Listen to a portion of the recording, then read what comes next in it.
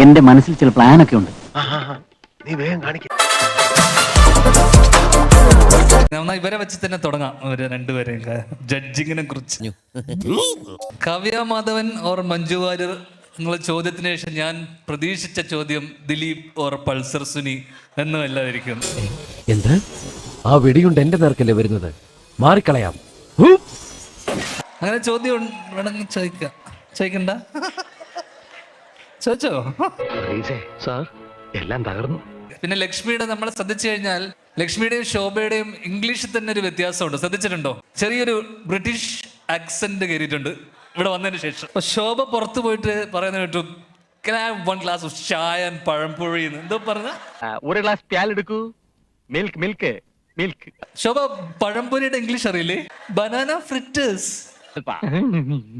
എന്റെ ജീവിതത്തിലെ ആദ്യത്തെ ഫാഷൻ ഷോ ആണ് ഞാൻ ഇവിടെ ഫ്രണ്ടിൽ നിന്ന് കണ്ടത്. ആഴ്ചക്ക് ഫാഷൻ ഷോ കാണണം എവിടെയെങ്കിലും പോയിട്ട്.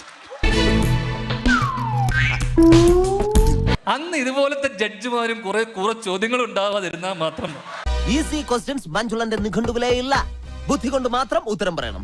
Kavya Madhavan or Manju Warrier or Bhavana. Number 1 ആലോചിച്ചിട്ട് പറഞ്ഞാൽ മതി.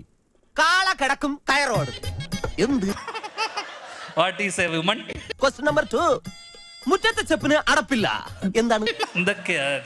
Who are you? What are you doing? Easy question ചോദിക്കാം.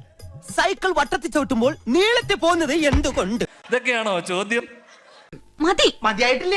മതി ലക്ഷ്മി, സോറി ലക്ഷ്മി, എനിക്ക് വേറെ കണ്ടന്റ് ഇല്ല ലക്ഷ്മി, അതുകൊണ്ടാ. വരട്ടെ.